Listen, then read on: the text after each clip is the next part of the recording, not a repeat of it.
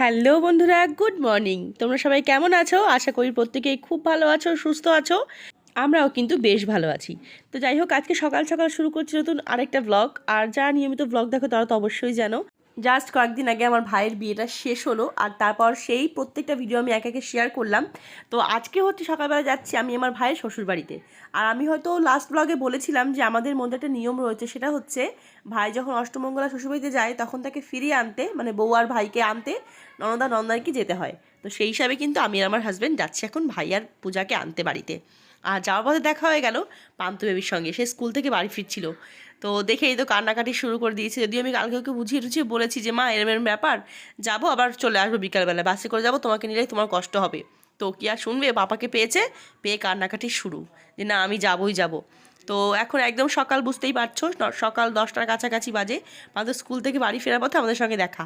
আর আমাদের সঙ্গে কিন্তু দীপনও যাচ্ছে, দীপনকে নিয়েই যাচ্ছি আমরা। তো অনেক করে বুঝিয়ে টুঝিয়ে পান্তুকে একটু ফ্রুটি চকলেট কিনে দিলাম, ও বাড়ি ফিরে গেল। তারপর দাদা দোকানে চলে আসলাম, এখান থেকে চা বিস্কিট খাবো, তারপর চলে যাব ভাইয়ের শ্বশুরবাড়িতে। আর সেটা হচ্ছে হাবড়া। আমাদের সোদপুর থেকে যেতে হবে প্রথম মধ্যমগ্রাম, তারপর ওখান থেকে যাবো আমরা ট্রেনে করে হাবড়া। মানে হাবড়া অ্যাকচুয়ালি অশোকনগর, যত সম্ভব অশোকনগরই নামলাম আর কি, বুঝতেই পারো আমার তো এই লাইনে খুব একটা যাতায়াত হয় না, তার নামগুলো ঠিক মনেও থাকে না। তো হাবড়ার একটু আগেই নামলাম আর কি আমরা। আর যেহেতু ভাইয়ের বিয়ের অনেকগুলো পর্ব আমি শেয়ার করেছি, তাই তোমরা কেউ বুঝতেই পারোনি যে ভাইয়ের বিয়ে হয়ে যাওয়ার পরও কিন্তু 8-9 দিন কেটে গেছে। ওরা অষ্টমঙ্গলা এসেছিলো, এখন সেখান থেকে ফিরিয়ে নিয়ে যাওয়ার জন্যই কিন্তু আমরা যাচ্ছি। তো চলো যাওয়া যাক আর কি। এই দেখো এখন সোদপুর দিয়ে উঠে পড়েছি টোটোতে, এখন যাবো মধ্যমগ্রাম, ওখান থেকে ধরবো ট্রেন। আর যাই না কেন সেই দিনটা ট্রেন প্রচণ্ড লেট করছিল, প্রচণ্ড। রোববার ছিল তো, রোববার ছিল, হ্যাঁ রোববারই ছিল। মানে এত লেট করছিল, ট্রেনই পাওয়া যাচ্ছিল না। তো অনেকক্ষণ বসে বসে দেখো ট্রেন একটা পেলাম। আমি আর দীপন বসতে পেরেছি, ওর পিছন দাঁড়িয়েই আছে। একটু পরে নেমে যাবো। সোদপুর থেকে তো বেশিক্ষণ সময় লাগে না, ওই ট্রেন লেট করলো দেখে আমাদেরও লেট হলো, এই যা। আর একটুখানি বিরাতে নেমে গিয়ে একটু খাচ্ছি আখের রস, যেটা আমার খুবই ভালো লাগে। আখের রস যেখানে দেখি আমি সেখান থেকে একটু খাওয়ার চেষ্টা করি। আর জানো তো আমরা সবাই একটু ফুডি ফ্যামিলি, একটু খাওয়া দাওয়া করতে করতেই যেখানে যাই সেখানেই খাওয়া দাওয়া করতে করতেই যাই। তো সেটাই আর কি। পান্তুর জন্য একটুখানি মনটা খারাপ লাগছিলো, ছোটো মানুষ তো কেমন বায়না করছিল আসবে বলে। আসলে কি আমরা এখান থেকে যখন ফিরবো বাসে করে ফিরবো, আর বাস মেয়েটার খুবই কষ্ট, তার জন্য ওকে আর আনা হয়নি। তা আজকেই বাড়ি ফিরে যাওয়ার কথা আছে, কিন্তু মনে হয় না আজকে বাড়ি ফিরতে পারবো। তো এই দেখো নেমে গেছি আমরা, সেখান থেকে মিষ্টি টিষ্টি নিলাম, এখন ভ্যানে করে যাচ্ছি আমরা পূজাদের বাড়িতে, মানে আমার ভাইয়ের শ্বশুর বাড়িতে। একদমই কাছাকাছি একটা ডিস্টেন্স, খুব একটা সময় লাগলো না। আর জায়গাটা কিন্তু খুবই সুন্দর, আমার খুব ভালো লেগেছে। একদম খোলামেলা একটা বড় মাঠ আছে, তার পাশেই কিন্তু পূজা বোনদের বাড়িতে, মানে বাড়ি আর কি। এ দেখো নেমে পড়লাম, আর ওই দেখো দূরে আমাদের ভাই আমাদের নিতে আসছে। প্রথমবার গেছি তো তাই ভালো চিনতেও পারছিলাম না, কিন্তু জায়গাটা দেখেই ভালো লাগছিলো। দাঁড়িয়ে আছি, ও দূর থেকে দেখতে পাচ্ছি যে হ্যাঁ ভাই আসছে নিতে আমাদের, হাঁটতে হাঁটতে। তারপর চলে গেলাম আর কি বাড়িতে। চলো যাই। সুন্দর ওই যে ইন্দ্র, ওই যে ওই যে ও দেখো ইন্দ্র, ওই যে। চলো, এলাকার জামাই আসছে দেখো, হাফ প্যান্ট পরা। এ ভাই কি বলতো, প্রথমবার আসলে যেটা হয় বুঝিস তো, আমরা জিজ্ঞেস করতে করতে আসছি। ছেলে তো পুরান আমার। না না, গেছি আমি ভাইয়ের শ্বশুর বাড়িতে, আর এই যে আমাদের একমাত্র বেয়ান, আমার ভাইয়ের সুন্দরী শালী, আমাদের বিবাহ বনু। আর ওদিকে দেখো আমাদের যিনি মেন, ওই যে সে আমাদের জন্য সব রান্না বান্না করছে, বিশাল ব্যস্ত।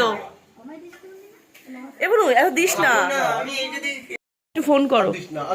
এবার আর দিস না, দে ওদের খাবো, দিক ওদের তো খাবো, দেখো আর দিও না বলো। জলটা খা, জলটা খা, জলটা খাবো একটু। ইন্দু আছে তো। আমাদের বিবাহ বনু এখন সবাইকে মাটন কষা খাই দিচ্ছে, যাই হোক স্পেশাল। এই দ্বারা খেয়ে যা, সে অফিস নিয়ে দৌড়াচ্ছে। থ্যাংক ইউ বলো। Thank you. ওয়েলকাম। এ বাবা, তোর অ্যাকচুয়ালি কি হয় বলতো বাবা, এটা তোর অ্যাকচুয়ালি কাকিমণির বনু, মানে মাসি হয়। তুই মিমি বলবি, কি বলবি? মিমি, মিমি বলবি। আর তুই বাবু বলবি, বাবু। তো আমরা বাড়িতে পৌঁছানোর পর অনেকখানি সময় কাটিয়ে ফেললাম, সব তো আর শেয়ার করা যায়নি, অনেক গল্প গল্প করছিলাম আর কি। আর এর মাঝে হলো একটা বিপত্তি, আমার হাজব্যান্ড তো আমার সঙ্গে গেল যে ভাইদের ফিরিয়ে আনতে, কিন্তু ব্যাপারটা হচ্ছে এটা, ওর একটা এমার্জেন্সি কাজ পড়ে গেছিলো অফিসের, কিছু করার থাকে না। অনেক সময় কি হয়, যখন কোনো দায়িত্বপূর্ণ কাজ মাথার উপর থাকে না, তখন চাইলেও সবসময় নিজের ফ্যামিলির সঙ্গে সময় দেওয়া যায় না। তো একটা এমার্জেন্সি কাজের জন্য ও বেরিয়ে গেল, বেরিয়ে তো যায়নি, গেছিলো হচ্ছে মধ্যমগ্রামের কাছাকাছি। তো লাকিলি এই রাস্তাতেই বাড়ি দেখে যেতে পারলো, নাহলে অন্য জায়গায় হলে যেতে পারতো না। তো চলে গেল, তো আমাকে নিয়ে এখন ভাইকে ফিরতে হবে। আর বুঝতেই পারো সব কিছু অ্যাডজাস্ট করে নিয়ে যাওয়াটাই জীবন। ভাই তো রেগে গেছিলো যে এই কেন জামাইবাবু আসলে চলে গেল, কিছু না খেয়ে কেন চলে গেল। ওর জন্য অনেক রান্নাবান্না করা হয়েছিল, মাটন এটা ওটা, মানে প্রথমবার গেছি তো ভাই শ্বশুরবাড়িতে অনেক কিছু আমাদের আয়োজন করেছিল। সত্যি কথা বলতে মানে কিছু বাদ রাখিনি, মাছ মাংস টাংস অনেক কিছু খাবার দাবার আয়োজন করেছে। আর আমি তো মাটন খাই না, আমি মাছ দিয়েই খেলাম। আর আমার হাজব্যান্ডের জন্য মেনলি করা হলো, জামাই যেহেতু তো ও আর খেতে পারলো না, ওর ভাগ্যে নেই। তো এখন আমরা খাওয়া দাওয়া সেরে একটু বিশ্রাম করলাম, ঘুমিয়েও নিলাম কিছুক্ষণ বলতে পারো। এই যে আমাদের পূজা সকাল থেকে রান্নাবান্না করতে করতেই সে অস্থির। এখন হাজব্যান্ড ওয়াইফের একটুখানি নতুন নতুন প্রেম পর্ব চলছে, বুঝতেই পারছে, একে অপরকে আইসক্রিম খাইয়ে দিচ্ছে। আর আমি তো পাল্লা দিয়ে পিছনে লাগছি। আর শুধু এটাই বলছি যেন সারা জীবন এই ভালোবাসাটা থাকে, যেন ধরে রাখতে পারিস নিজেদের সম্পর্কটাকে এরকমভাবেই মিষ্টি করে চিরটা কাল, শুধু সেটাই আমি চাই। তো ভাই একটু আমাকেও আইসক্রিম খাইয়ে দিল। তো এরপরে আমরা বাড়ি ফিরবো, সন্ধ্যা হয়ে গেছিলো, ফিরতে ফিরতেই দেখো আমরা বেরিয়ে যাবো এক্ষুনি। ইভিনিং বন্ধুরা, সেই দুপুরবেলা না খাওয়া দাওয়া করার পরে আমরা সবাই একটু ভাত ঘুমিয়ে গেছিলাম, মানে কিছুক্ষণ আর কি। তো তারপরে উঠলাম, বোন রেডি হলো, পূজা এখন পূজাকে নিয়ে বেরোবো। আর আমার হাজব্যান্ড তো তখনই চলে গেল, ভাবছিল যে আবার আসতে হবে কাজটা সেরে। ওর একটা মিটিং ছিল বিরাতে, তো সেটা আর আজকে হয়ে উঠলো না। ওর এমন প্রেশারটা পড়লো আজকে যে কোনোভাবেই ও আর আসতে পারলো না। তো যাই হোক, তার জন্য ও চলে গেল দিক থেকে। এখন আমি ভাই বোনদের নিয়ে এখন এভাবে যাচ্ছি বাড়িতে, আমি পৌঁছে দেবো। তো যাই হোক, নিয়ম তো দিদি জামাইবাবুকে আসতে হয় বা বোন ঠাকুর জামাইকে আসতে হয়, সেই হিসাবে তো আমি না দুজনে এসেছিলাম, আমি এখন নিয়ে যাচ্ছি তাহলেই হবে। বাবু তো সঙ্গে রইলই আমার। তো এখন আমরা এখান থেকে নৈহাটি যাবো বাসে করে, তারপর ওখান থেকে মদনপুর। আর কাকা বাড়িতে গিয়ে থাকতে হবে, মনে হয় না বাড়ি ফিরতে পারবো, কারণ অলরেডি 6টা বাজে। কখন পৌঁছাবো, কখন আমার বাড়িতে ফিরবো সম্ভব হবে না, কাকি ছাড়বেও না। তো বাবার আমি থাকবো না বাবা। তো এই আর কি, চলো বোন বেরোক, তারপরে আবার কথা বলছি। দিনটা খুব সুন্দর করে কাটলো। আর পুজোদের বাড়িটার এলাকাটা আমার খুব ভালো লেগেছে, সিরিয়াসলি এত সুন্দর খোলামেলা। অ্যাকচুয়ালি হাবড়া অশোকনগর এই সাইডটাই খুব সুন্দর। তারপরে আমার ননদের বাড়ি মশরন্দপুর, ওই সাইডটাও আমার খুব ভালো লাগে। একদম সুন্দর একটা বেশ গ্রাম গ্রাম ফিল, আমার খুব পছন্দের। আর ওদের বাড়ির সামনে না পুরো খোলামেলা মাঠ, এদিকে ওইখানে একটা বড় মাঠ আছে, গোল পার্ক দেখি বলো, গোল মাঠ। তো ওই জায়গাটা খুবই ভালো লাগছিলো দেখে, তাই দিনটা খুব সুন্দর করে কাটিয়েছি আমরা আজকে, এনজয় করে নিজেদের মধ্যে। ওকেও নিয়ে যাচ্ছি।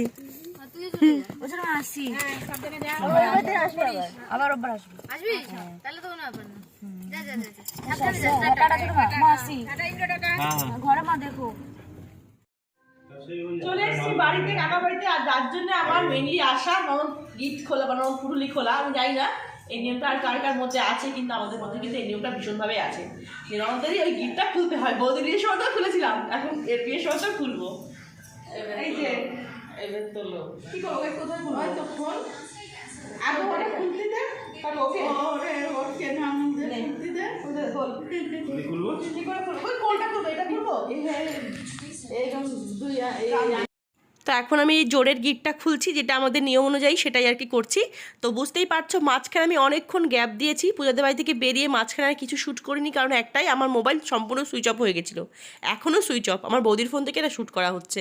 তো যাই হোক, আর বাসের পথটা তো আমার খুব একটা ভালো লাগে না, আমার একটুখানি কষ্টই হয়, তবু আর কি কিছু হয়নি, সুন্দর ছিল, ঠান্ডা ঠান্ডা। তো চলে আসতে পেরেছি, তারপর ওখান থেকে নৈহাটি থেকে চলে আসলাম মদনপুর কাকা বাড়িতে। তো বাড়ি এসে আবার তোমাদের সাথে কথা বলতে পারছি।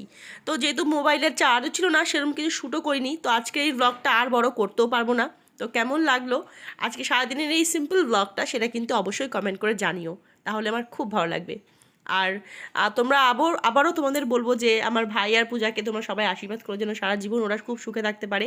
আর এই গিটটা খুলতেই পারছিলাম না, বুঝতে পারছো জোরের গিট তো সব সময় খোলা যায় না, কিন্তু খুলে একসঙ্গে রেখে দিতে হয়, এটাই হচ্ছে আমাদের বাড়ির এই নিয়মটা। তো চলো, হ্যাঁ, তোমরা সবাই খুব ভালো থেকো, সাবধানে থেকো, দেখা হচ্ছে খুব শিগগিরই নতুন আরেকটা ব্লগের সঙ্গে। ততক্ষণ সবাইকে টাটা। আর সামনে কিন্তু আরও নতুন নতুন অনেক স্পেশাল ব্লগ আসছে, তোমরা সবই দেখতে পাবে। চলো সবাইকে টাটা, গুড নাইট। এখন অনেকটাই রাত, প্রায় 10টার কাছাকাছি বাজে, আমরা এখন পৌঁছেছি। আসলে ফেরার সময় তো কিছু শেয়ার করতে পারিনি, তাই বুঝতেও পারোনি তোমরা যে এতক্ষণ কেন সময় লাগলো। আমরা বাস পাচ্ছিলাম না, অনেক কষ্ট করে বাস পেয়েছি, একদম হাবড়া থেকে গিয়ে বাসে উঠতে হচ্ছে আমাদের। তো এর জন্য আমাদের অনেকটা লেট, যেখানে 1.5 ঘন্টার মধ্যে পৌঁছে যাওয়ার কথা, সেখানে আমাদের প্রায় 2-3-4 ঘন্টা লেগে গেছে, এত লেট হয়েছে আর কি। তো এই হচ্ছে ব্যাপার। চলো সবাইকে টাটা, গুড নাইট, তোমরা সবাই খুব খুব খুব ভালো থেকো, টাটা সবাইকে।